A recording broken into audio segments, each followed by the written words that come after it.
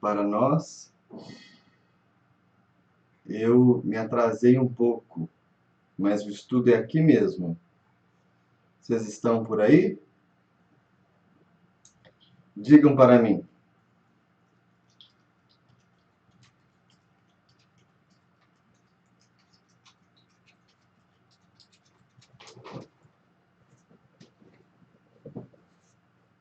Amigos?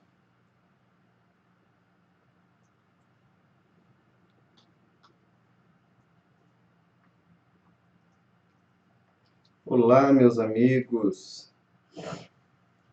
Como vocês estão? Eu espero que tudo esteja bem. Perdoem pelo atraso, mas, como eu disse para vocês em outros momentos, na segunda-feira é o dia da nossa reunião mediúnica e nós temos um grupo grande, um grupo novo, que está passando por alguma fase de ajuste e às vezes a gente se estende um pouco mais no período de avaliação da reunião. Então, como a casa espírita é um pouco longe de casa, eu tenho o problema do tempo. Isso consumiu da gente, então, 10 minutinhos. Mas, o quanto seja possível, eu vou evitar que tudo isso aconteça. Tá bom?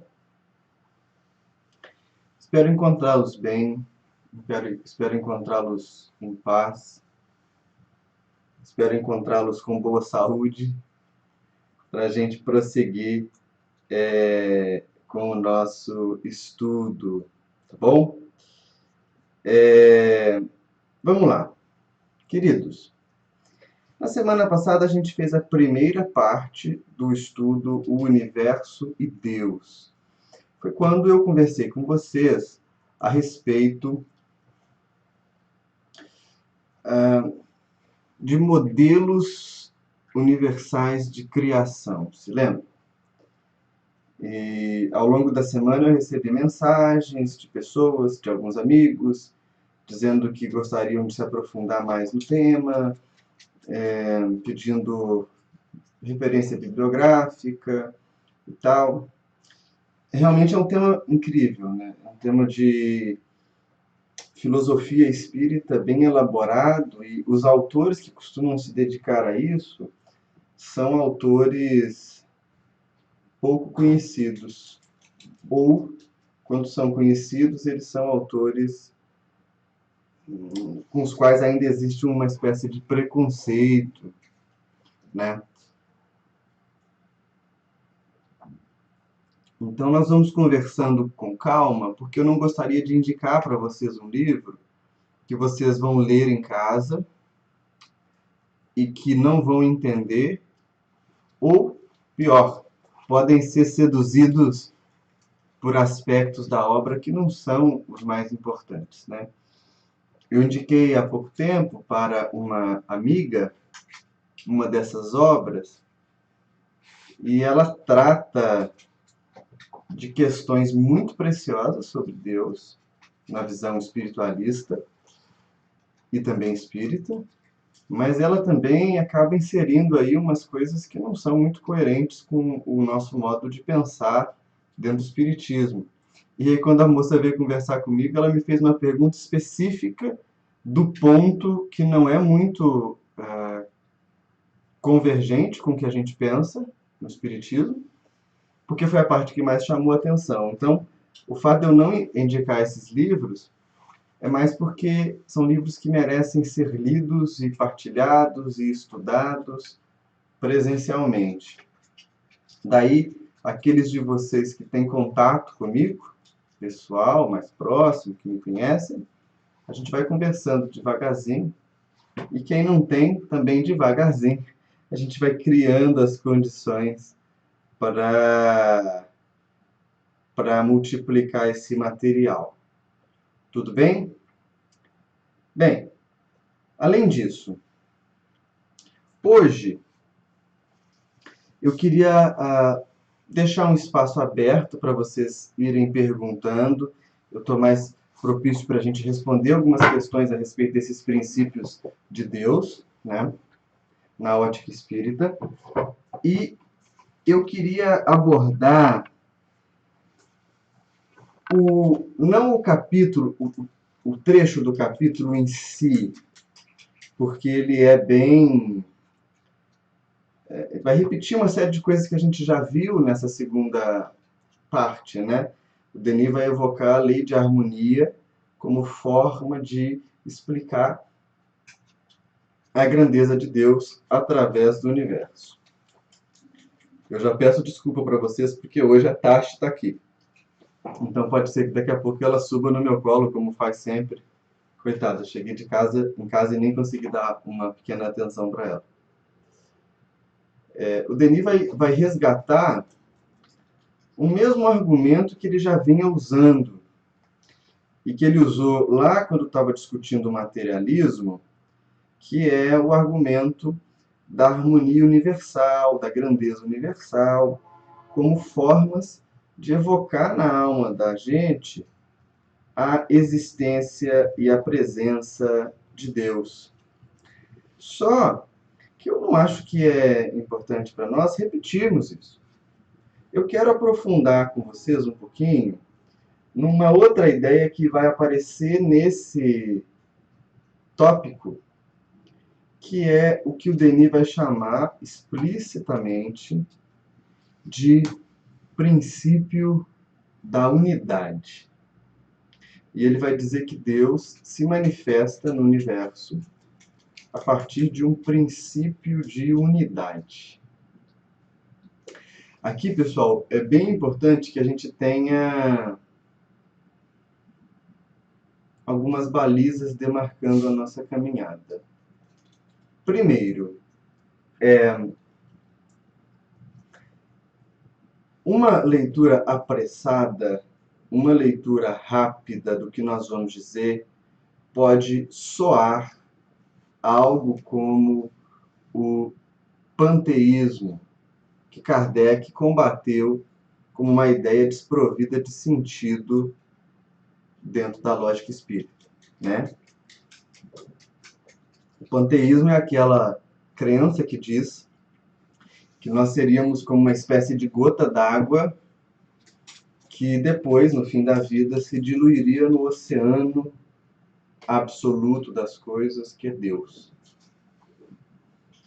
Para o Espiritismo isso não faz a menor relação lógica, porque se não há responsabilidade individual, não há também esforço pessoal de renovação.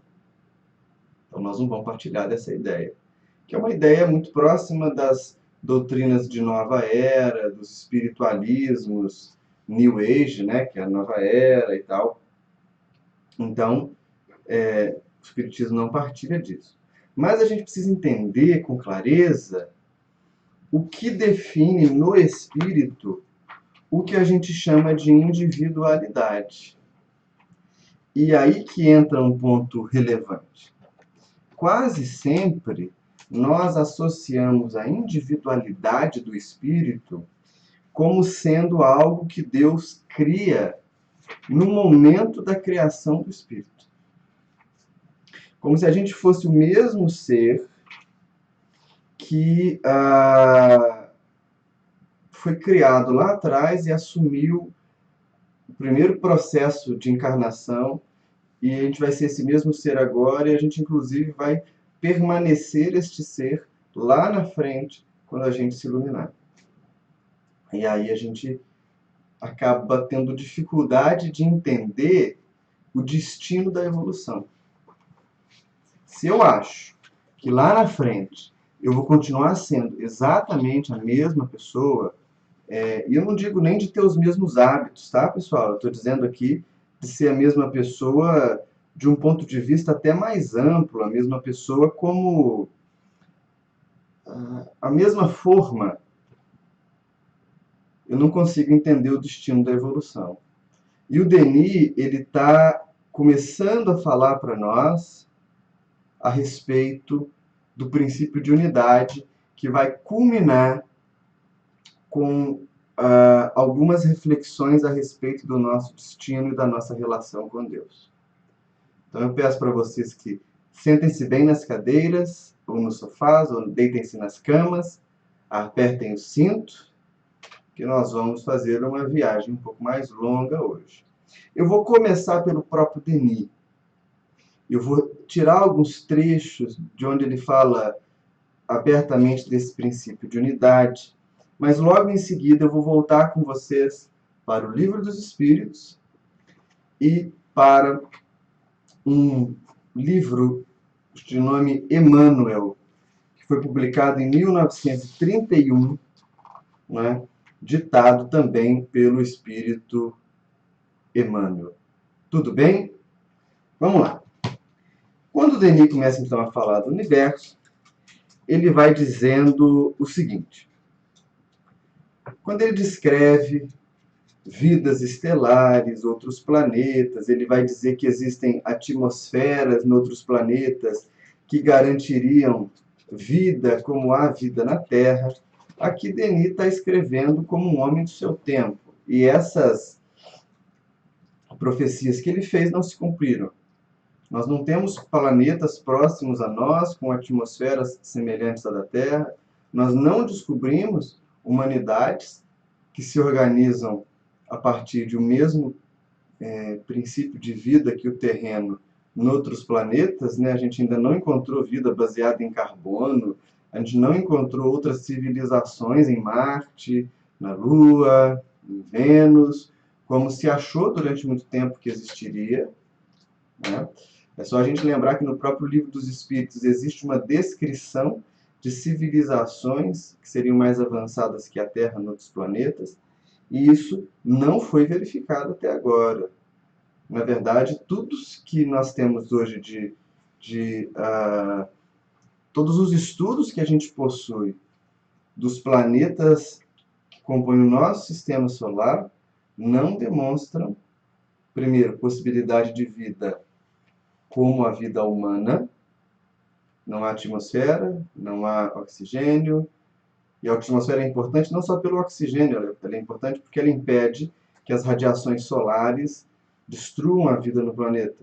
Não há água.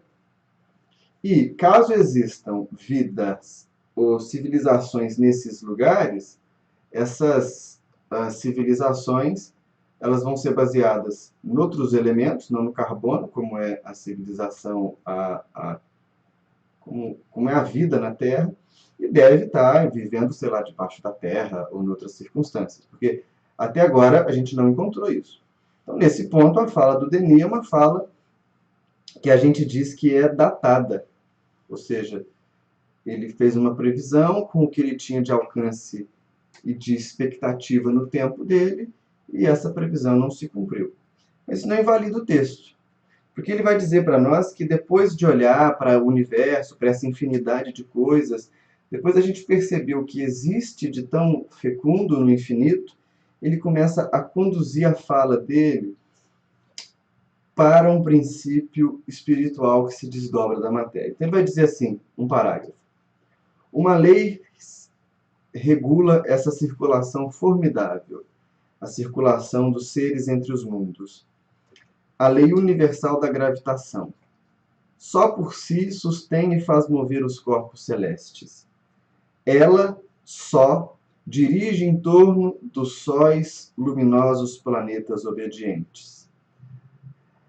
E essa lei rege tudo na natureza, desde o átomo até o astro. A mesma força que, sob o nome de atração, retém os mundos em suas órbitas, também, sob o de coesão, agrupa as moléculas e preside à formação dos corpos químicos. Vê, ele sai da questão da física e da gravitação universal e começa a observar, olha, além dos planetas, existe um princípio de atração. Existe um princípio gregário universal, que aproxima, sustenta e equilibra a vida. Cabe aqui uma pequena digressão, uma pequena análise.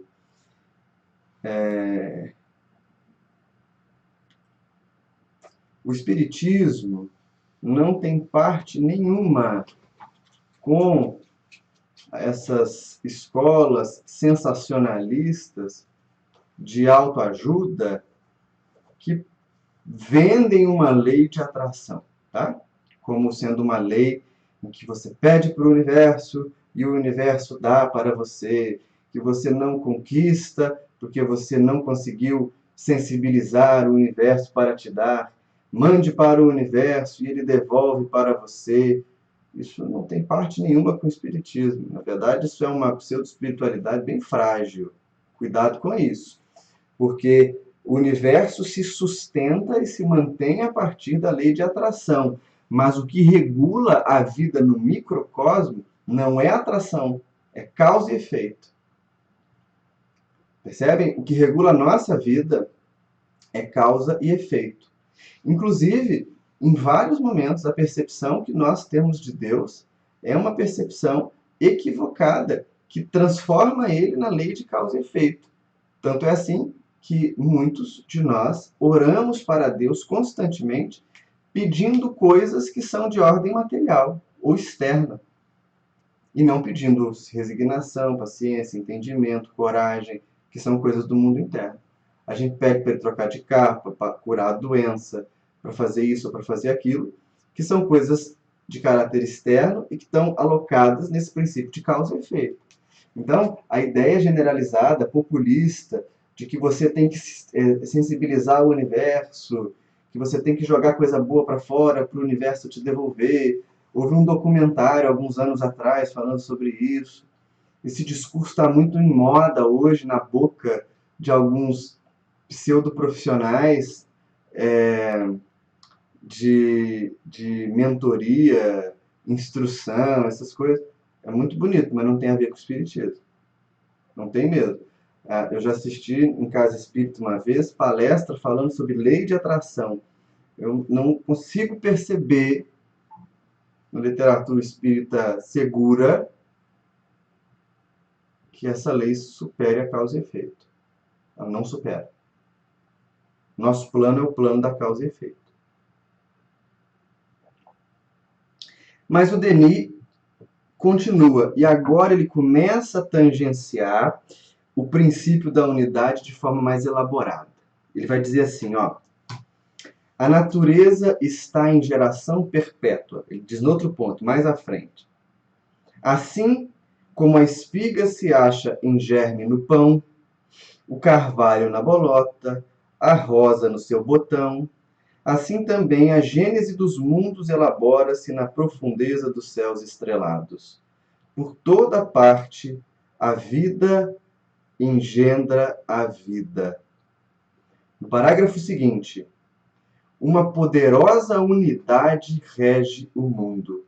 Uma só substância, o éter fluido universal, constitui em suas transformações infinitas a inumerável variedade dos corpos.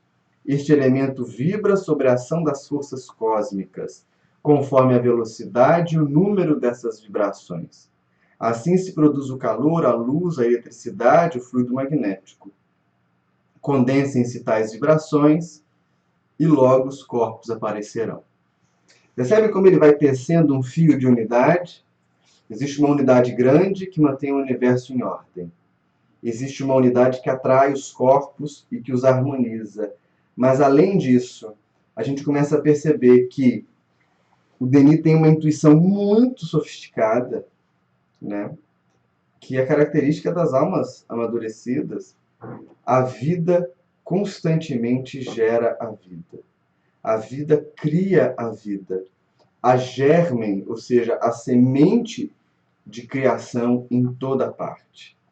Mas veja só, do mineral à planta, da planta ao animal e ao homem, do homem aos seres superiores, a apuração da matéria, a ascensão da força e do pensamento produzem um ritmo harmonioso.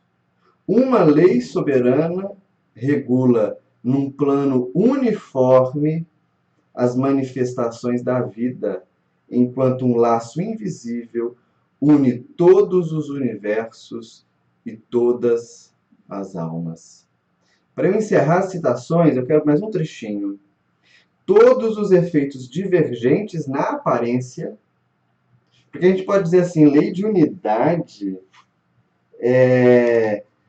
lei de harmonia, o que mais existe no mundo é desarmonia, é falta de unidade.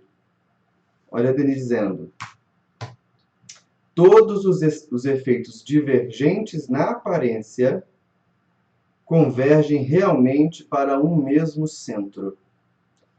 Todos os fins coordenam-se, formam um conjunto, evoluem para um mesmo alvo. Esse alvo é Deus, o centro de toda atividade, o fim derradeiro de todo pensamento e de todo amor. Gente, isso aqui daria para nós uma margem para reflexão tremenda. Por quê? Porque o Denis está dizendo que tudo, ao mesmo tempo que parte de Deus, ele vai dizer, Deus é o centro da vida. Ao mesmo tempo que tudo parte de Deus, tudo se destina para Deus. E aí a gente tem uma discussão que é um problema bem grave. Um problema filosófico. Vejam só. Deus cria os espíritos. E os espíritos tornam-se perfectíveis, ou seja, devem tornar-se espíritos puros. Se a visão tradicional que a gente tem, que é a visão sair de Deus, ou melhor, sair de um ponto e chegar a outro, ela for verdadeiramente real, ou seja, a gente vem para o mundo, a gente vem para o mundo sem nenhuma virtude, sem nada de bom, e a gente começa a evoluir aqui para chegar a um lugar superior, a gente é forçado a fazer uma pergunta. O que vem depois? Ah, depois os espíritos puros vão cooperar com Deus e vão ajudar. E depois? Depois eles vão se tornar co-criadores num plano maior, arquitetando os universos, como André Luiz apresenta para nós, lá no princípio do livro Evolução em Dois Mundos. E aí eu pergunto, e depois? Percebem que a gente tem um problema com depois? E esse problema com depois é um problema físico, inclusive, da física humana. Por exemplo, há locais no universo onde a densidade é tamanha, e aqui eu me refiro especificamente a buracos negros ou a alguns buracos negros, há lugares em que essa densidade é tão grande que não passa o tempo dentro dele. Se não tem tempo, como é que eu posso pensar no depois? Isso tudo vai dando um curto-circuito na cabeça da gente. E a gente fica com uma ideia fixa, que é a ideia de que nós somos trabalhadores de Deus. Somos servos de Deus. Isso não é real. Não somos trabalhadores, não somos servos. Somos filhos. E há uma grande diferença. Pensa assim, ó, o trabalhador, ele coopera porque ele quer salário. O filho coopera porque ele entra na alegria do pai. O filho coopera porque tudo que é do pai é dele. Eu escrevi um artigo que saiu num livro por aí sobre parábolas, em que eu abordava bem essa questão, sabe? Quando a gente começa a jornada evolutiva, a gente quer ser trabalhador. E o trabalhador quer salário. A gente quer salário, a gente quer que Deus recompense a gente de alguma forma. Nem que seja pensar que essa recompensa é evolução, né? Agora, quando a gente pensa nessa posição de filho, imagina um filho que é filho de um senhor muito poderoso, de uma pessoa muito poderosa. E aí o filho ou a filha vão ajudar a cuidar das coisas do pai, não porque vão ter salário, porque o pai nem precisa pagar, mas vão cuidar da coisa do pai porque sabem, primeiro, que aquilo dá felicidade para o pai, e segundo, porque sabem que tudo que é do pai é deles. Então, quando a gente pensa no fim da evolução, no destino da evolução, a gente não chega na evolução sendo servo. A gente só chega na evolução na condição de filho. E é o que vai, inclusive, permitir Jesus falar para nós com propriedade. Eu e o Pai somos um. Aí a gente tem agora um problema, né? Nós temos um problema.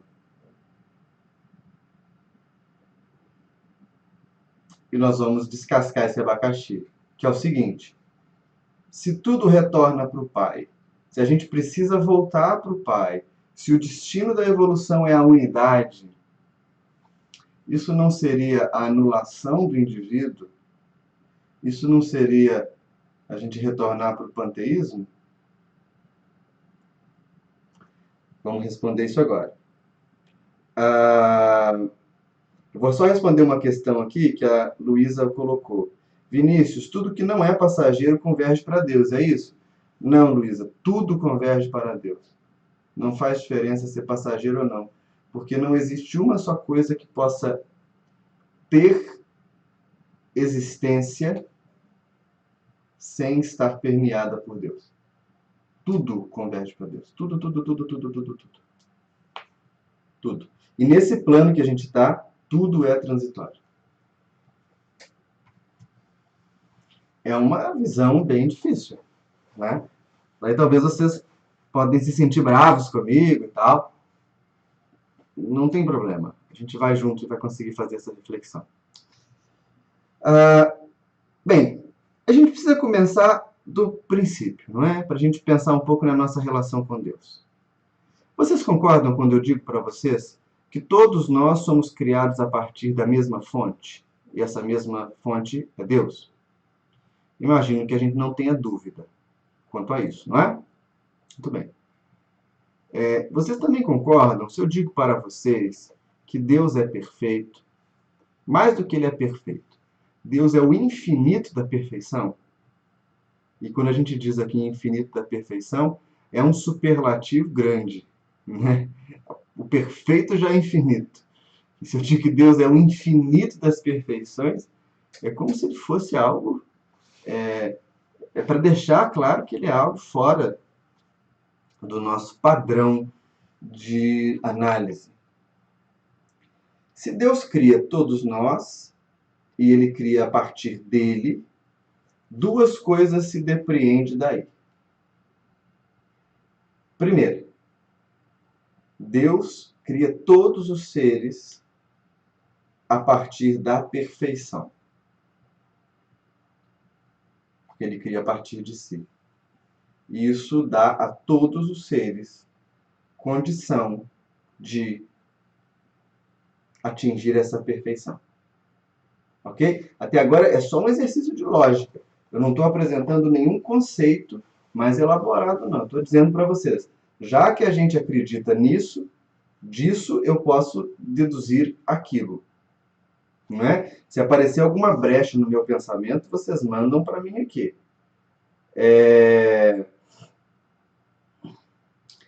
Marlon, exatamente a parábola do filho pródigo. A parábola do filho pródigo está tratando do problema do nosso retorno para Deus. Você foi no ponto. Eu vou falar sobre isso daqui a pouco. Então vamos lá. Se todos nós somos criados com potencial de perfeição, todos nós somos criados com esse potencial de perfeição, é o primeiro que se depreende. Segundo, Deus sendo justo, isso é simples, ele não criaria indivíduos diferentes. Concordam comigo? É importante que isso fique claro. Por que Deus criaria um ser diferente do outro? Porque Deus quis. Mas se ele exerceu vontade, e pelo exercício da vontade, ele gerou sofrimento para uns e virtude para outros, esse Deus não é mais justo. E se não é mais justo, não é Deus. Aí a gente tem um problema. Então, se for assim, nós não temos um Deus verdadeiro. Agora, sendo ele justo, ele precisa criar todos iguais. E aí os espíritos vão dizer que nós somos criados simples e ignorantes. E olha como a gente é confuso. A gente imagina que a individualidade do espírito A gente imagina que a individualidade do espírito está atrelada a isso. A gente ter sido criado simples e ignorante. A gente foi criado ali sozinho, daquele jeitinho. Mas se a gente foi criado igual, não tem esse jeitinho. Onde que surge a individualidade, então? Bem, a individualidade dos seres, a gente vai encontrar uma pista sobre ela lá na questão 72 do Livro dos Espíritos. Na verdade, na questão 72A. Kardec pergunta o seguinte: qual a fonte da inteligência que existe nos espíritos? Os espíritos respondem: já o dissemos, a inteligência universal. Isso aponta para nós um princípio de unidade, né? Mas é na letra A que ele vai, Kardec, perguntar, e os espíritos vão nos dar uma resposta mais elaborada. Vejam o que nos dizem os espíritos e o que pergunta Kardec. Poder-se-ia dizer que cada ser tira uma porção de inteligência da fonte universal e a assimila, como tira e assimila o princípio da vida material? A ideia meio que do panteísmo, né? Então a gente sai lá com um copinho de água, uma gota d'água, como a gente faz com o princípio vital. E os espíritos vão dizer, isso não passa de uma simples comparação. Todavia, ela é inexata. Porque a inteligência é uma faculdade própria de cada ser e constitui a sua individualidade moral. Demais, como sabeis, há coisas que ao homem não é dado penetrar, e esta, por enquanto, é desse número. Pessoal, a gente consegue aprofundar nessa resposta. Ô, Gisele, fica tranquilo. Fica tranquilo, nós vamos devagar e nós vamos entender. Deixa eu ler aqui, eu vou parar um pouco para ler o que vocês estão dizendo, para vocês não perderem muito.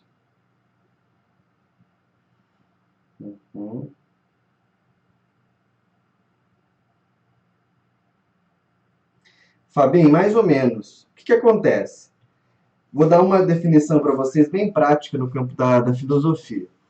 Às vezes a gente usa a palavra ética e moral como sendo sinônimos uma da outra. Mas não são. Toda vez que a gente usa moral, moral tem a ver com ação, com atividade. Ética é a teoria que justifica a ação. Ética é o que dá fundamento para a ação. E moral é a ação. Vou dar um exemplo bem simples. Eu dei para os meus alunos hoje na escola. Olha só. O cristianismo diz que a gente tem que perdoar os nossos inimigos. Isso é moral. Então, o perdão é moral cristã. Mas, ele também explica qual é a ética do cristianismo. Deus vai nos perdoar conforme nós tenhamos perdoado os demais. Isso é ética. Então, moral tem a ver com ação. Pensou moral, atitude, ação, concreto, movimento. Aí vejam só, vamos voltar na resposta dos espíritos. Os espíritos dizem para Kardec que essa coisa de tirar uma porção da inteligência não é muito exata, não. Vai dizer que a inteligência, vão dizer, perdão, os espíritos, que a inteligência é uma faculdade de cada ser, mas que a inteligência constitui individualidade moral. Aqui está a marca da gente entender o que é individualidade para os espíritos e, portanto, para o espiritismo. Nós somos criados iguais. Só que cada um de nós vai exercer individualidade de ação, individualidade moral de escolha. Então, se nós pudéssemos fazer um exercício de imaginação, né, gente? Isso não tem como ser feito de maneira concreta. E a gente pegasse 1000 espíritos, desde o momento que eles se tornaram espíritos até hoje, a gente ia ver que, embora eles pudessem ter vivido no mesmo lugar, na mesma região, no mesmo tempo, cada um deles viveu coisas diferentes. E o que difere cada um de nós não é a nossa essência,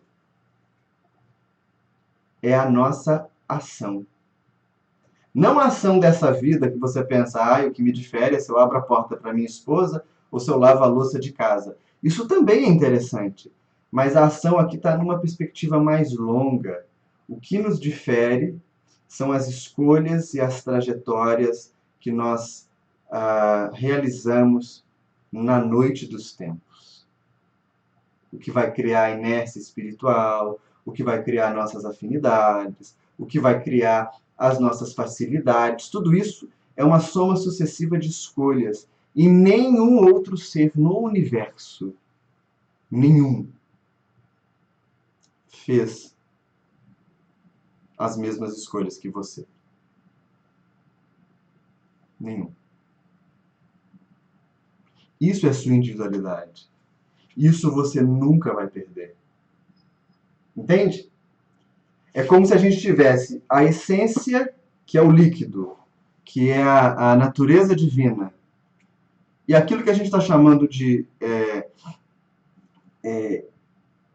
individualidade é o recipiente que esse líquido está. Olha a minha canequinha. Quando eu coloco água aqui dentro, a água toma a forma da caneca. Se eu colocasse essa água dentro de um copo, dentro de uma jarra, num prato, num pires, se eu colocasse numa forma de gelo, cada lugar que eu trocasse, portanto, cada ação que eu desse para a água era a mesma água. Mas a forma está diferente. Isso é individualidade. Então nós todos partimos do mesmo princípio. Exercitamos livre-arbítrio. Portanto, escolhemos. E aí chega num ponto mais difícil da gente entender. O destino também é o mesmo. No fim, nós voltamos para Deus. E aí? Fiz uma careta horrorosa. Até eu assustei, olhando aqui na tela do computador. No destino, nós voltamos para Deus. No entanto, como a trajetória é única, nós voltamos a reconhecer a natureza divina que há em nós. Portanto, é por isso que Jesus diz, eu e meu Pai somos um. Mas o instrumento dessa evolução longuíssima não se perde. Ele continua sendo um instrumento que a gente pode utilizar para beneficiar irmãos mais novos do que nós, que estão começando o processo evolutivo. Então, o destino de toda evolução é retorno para a casa do Pai, Marlon. O retorno à casa do Pai é o filho pródigo. Você foi no ponto, né? Sim, Luísa, somos individuais a partir das nossas escolhas. Agora, não é nessa vida, né? Essa vida já é uma vida totalmente condicionada. A gente tem já expiação para viver. A gente começa a condicionar as nossas escolhas lá atrás, quando o princípio inteligente inicia o processo evolutivo. Eu não acho que eu tenho condição de falar disso agora num tempo tão curto, né? Mas começa lá atrás. E aí, gente, o destino é voltar para Deus. Não é. De onde você tirou isso? A gente nunca viu falar sobre essas coisas. Aí eu continuo no Livro dos Espíritos, mas agora eu queria convidar vocês para fazer uma pequena imersão na questão de número 1009, famosa. E aí Kardec pergunta aos espíritos: assim, as penas impostas o são por toda a eternidade? As penas que os espíritos sofrem, as condenações? Lembrando que essa questão está no livro 4 das Esperanças e Consolações, né? E ela está no item que trata das penas e gozos futuros. E é uma questão diferente porque ela não tem respostas pequenas e nem respostas superficiais. A gente vai ver nesse item várias pequenas monografias, se eu posso me referir assim, né? A gente vai ter várias pequenas exposições de diversos espíritos tratando sobre o tema. Então a gente tem primeiro uma resposta de Santo Agostinho, muito boa. Depois a gente tem uma resposta de Lamennais. Depois, uma de Santo Agostinho, depois uma de Lamennais, uma de Platão e finalmente uma de Paulo, o apóstolo. E a questão é tão elaborada que depois Kardec ainda faz mais uma explicação sobre ela. E eu quero me atentar com vocês à resposta de Paulo, que Paulo sequer usa eufemismo para descrever o que nós estamos falando. Paulo diz assim, lá no começo da resposta dele ao item 1009 do Livro dos Espíritos: gravitar para a unidade divina. Eis o destino da humanidade. Para atingi-lo, 3 coisas são necessárias: a justiça, o amor e a ciência. 3 coisas lhe são opostas e contrárias: a ignorância, o ódio e a injustiça. Pois bem, digo-vos em verdade, que mentis a esses princípios fundamentais, comprometendo a ideia de Deus com o lhe exagerardes a severidade. Depois vai continuar, a resposta é longa, né? Mas vejam, qual que é o destino da criação? Deus. Está em perfeita harmonia com o que o Denis falou. Deus é ao mesmo tempo o centro e a periferia da criação. E mais, todos nós vamos voltar para Deus. Como é isso, Vinícius? Não sei. Mas suspeito algumas coisas. Né? Esse princípio de comunhão com Deus é o que alimentava Jesus, né? São aqueles que vão aparecer lá no Evolução em Dois Mundos, no comecinho. São coisas tão elaboradas que a gente vai ver que há pouca descrição. André Luiz vai dizer que esses seres são os chamados devas da mitologia hindu. Os devas são os arquitetos da criação. E eu não estou dizendo criação do mundo. A gente está falando de criação do universo. Mas também talvez não seja só de um universo, mas criação de universos. O mais importante é que esse ser está conscientemente em Deus. Porque nós também estamos em Deus. Mas nós não temos consciência disso. Você vai dizer para mim, Vinícius, mas eu sei. Saber é diferente de ter consciência. São coisas completamente diferentes. O saber é puramente racional.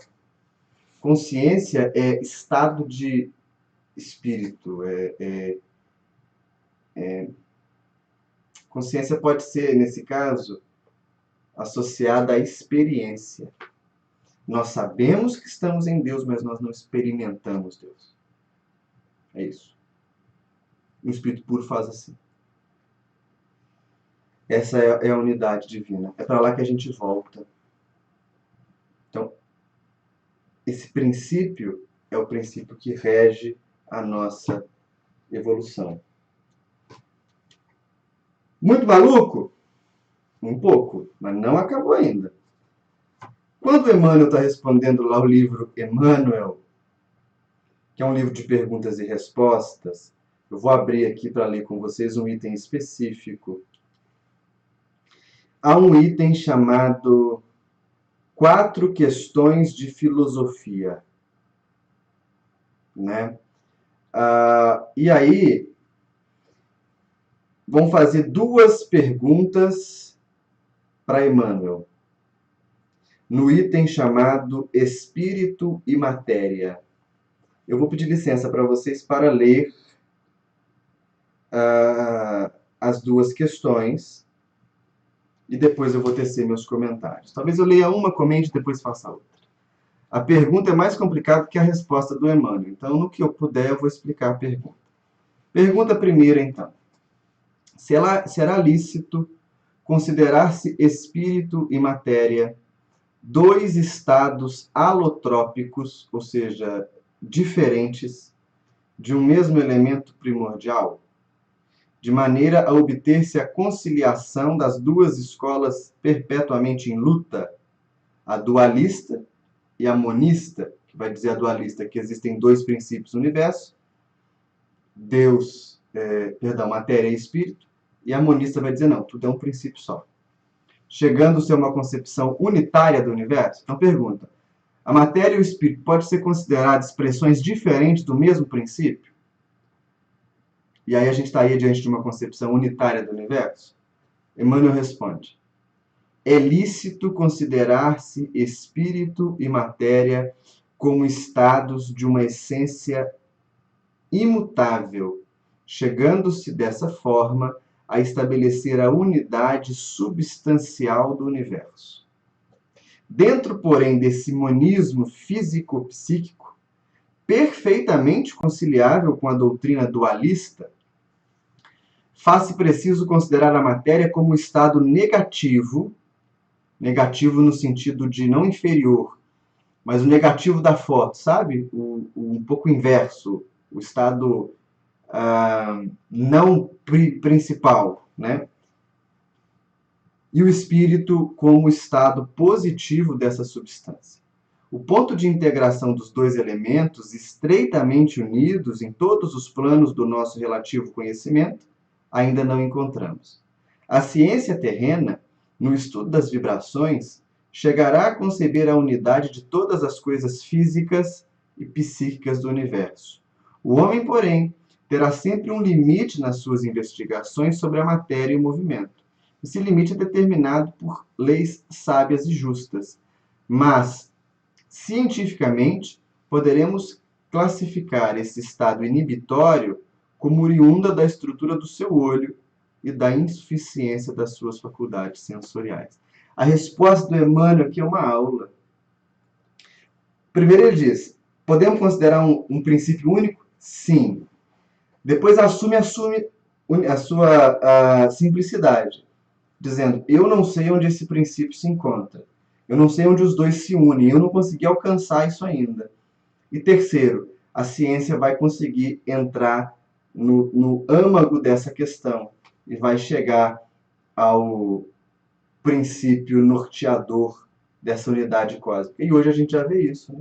Com a decomposição cada vez maior das partículas, que já são consideradas ao mesmo tempo energia e forma. A gente olha para a forma, enxerga que o que parece para nós concreto, na verdade, é uma grande soma de espaço vazio, pelo espaço que existe entre núcleos e elétrons num átomo, enfim. A ciência já vai propondo isso. Mas aí fazer uma outra pergunta para o Emmanuel. Dizem assim para ele, todos nós temos consciência dos princípios de unidade e variação, ou de universalidade e individualidade, que funcionam juntos no nosso mundo.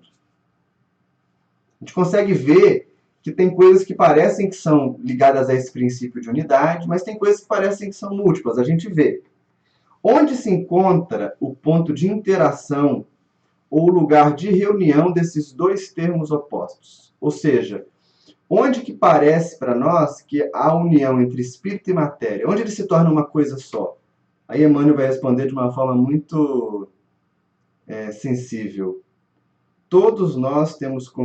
perdão, eu estava lendo a pergunta de novo.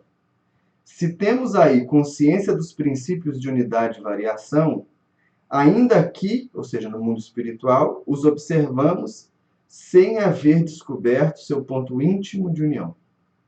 Todavia, o princípio soberano da unidade absorve todas as variações. Crendo nós que, sem perdermos a consciência individual no transcurso dos milênios, chegaremos a reunir-nos no grande princípio da unidade, que é a perfeição, que é Deus. Então, por que a gente não sabe onde espírito e matéria se juntam? Porque a gente é espírito imperfeito ainda. É a própria evolução que traz essa resposta. Mas Emmanuel já consegue ver de onde ele está, que é um lugar bem elevado, né? Que há uma trilha que conduz toda a criação para a perfeição, para Deus. Então, aí está a senda da nossa evolução. Aí está o alvo da evolução. Aí está o destino. Voltar para a casa do Pai. Retornar para a presença de Deus, consciente em nós. Esse é o exercício da iluminação. E aí? Falem-me vocês agora. Falem-me vocês. Como foram essas impressões? A Elba fala que o estado negativo não seria um estado anterior. É delicado, sabe por quê? Olha só, como é que eu vou dar um nó na sua pergunta, Elba? A matéria é anterior ao espírito, mas existiria matéria sem existir espírito? Não dizem para nós, aqueles que colaboraram com Kardec, que o mundo espiritual precede o mundo material? Existe antes? Então é negativo no sentido de incompleto. Acho que a melhor palavra é essa. Eu consigo ver, a melhor definição para mim é o negativo da foto. É um exemplo, né? Ver uma foto. Hoje em dia, o pessoal mais novo, se tiver alguém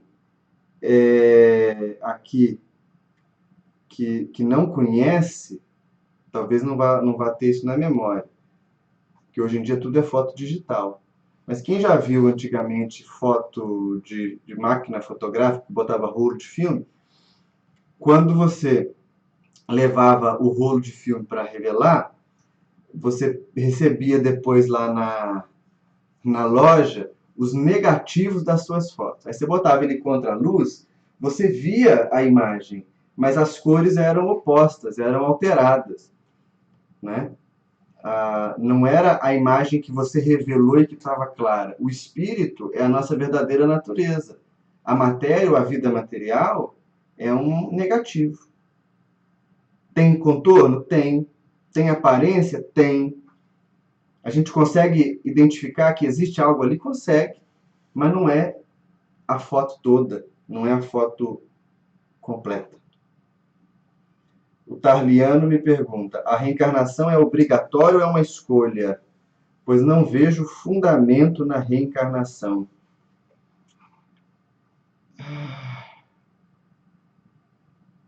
A sua pergunta é muito boa, Taliano, mas ela tem um pequeno problema. Porque ela não é nem obrigatória, nem é uma escolha. A reencarnação é um processo natural. Coloque em perspectiva a vida de um vegetal. Imagina então que você plantou na sua casa, ou em algum lugar, um pé de chuchu, ou de feijão, né? E aí você planta na terra mesmo. A primeira coisa que acontece é você plantar no solo e ele vai ficar lá. Em seguida, você vai ter que estacar essa planta, porque são plantas que precisam de suporte. Então, se você plantou uma parreira de chuchu, você vai ter que botar ela numa cerca, vai ter que criar uma estrutura de madeira para ela, uma parede, algo que o valha, porque ela vai precisar subir, ela não floresce tão bem, não dá tão bem no chão, assim, julgado.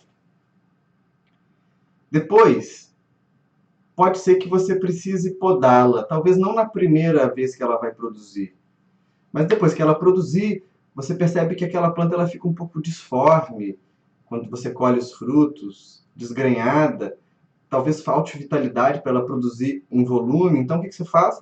Você vai e poda. E isso tudo até que ela atinja o clímax de produção dela.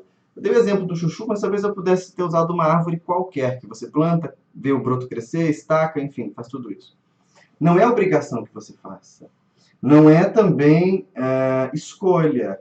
É parte do desenvolvimento daquela planta. Então, nós temos muita dificuldade para enxergar o processo da reencarnação como algo razoável, porque a nossa visão é bastante egoísta. Aí você vai dizer, mas você nem me conhece, está dizendo que eu sou egoísta? Calma, não é egoísta nesse sentido, de que você não reparte as coisas, não é egoísta de que você não ajuda as pessoas, não. É egoísta num nível um pouco mais sutil. Nós somos apegados a nós mesmos. Nós somos apegados à imagem que temos de nós mesmos. Nós somos apegados às ilusões que criamos de nós mesmos. Né? Então a gente acaba olhando essa longa trajetória a partir de uma perspectiva bem petitinha. E aí, pessoal, não funciona. Né? Então a reencarnação é uma necessidade. Ela é algo que acontece como parte da natureza desse nosso retorno para a casa do Pai. Se eu não quiser reencarnar, eu posso? Pode. Tem espíritos que ficam séculos na erradicidade. Vivem lá longos e longos e longos e longos períodos. Só que a gente acaba percebendo que há um processo natural e esse processo precisa ser vivido. Tudo bem? Que cãibra hoje, hein? Na cabeça. Eu espero que tenha sido produtivo. Hoje eu não vou me alongar muito, não vou dar recados longos, não vou indicar coisas. Hoje eu vou ficar por aqui, para a gente poder ter no que pensar. Se tiver dúvida, se quiser conversar mais sobre alguma coisa, se quiser protestar, tá aí, ó, no chat de vocês o meu e-mail, vinicius.lara@yahoo.com.br. Manda pergunta, manda alguma coisa que vocês entendam que seja relevante, e eu prometo que eu vou me esforçar para responder. Se eu demorar muito para responder, manda de novo, porque eu recebo muito e-mail, às vezes eu perdi. Né? E se eu perder, eu não vou conseguir te responder, né? Então, eu conto com vocês para isso. Tá bom? Olha, um beijo grande para vocês. Eu espero que vocês possam refletir sobre isso que a gente está conversando. Como eu disse lá no primeiro estudo, esse tema é muito caro para o meu coração, porque eu acredito que foi estudando isso que eu conheci o Espiritismo de verdade. E eu ouvi isso de pessoas, ouvi esses ensinamentos de pessoas que se tornaram verdadeiros mestres espirituais para mim. Então, partilhando isso com vocês, eu não estou partilhando uma experiência só de livro ou de algo que eu tenha lido. Não, não, não, não. Eu estou partilhando um pedacinho do meu coração, sabe? E eu espero que seja bom para vocês. Tá bom? Sendo assim, peço que vocês me mantenham ou me incluam nas suas orações diárias e que a gente se encontre nos nossos próximos estudos, tá bom? Um beijo grande no coração de vocês e até semana que vem.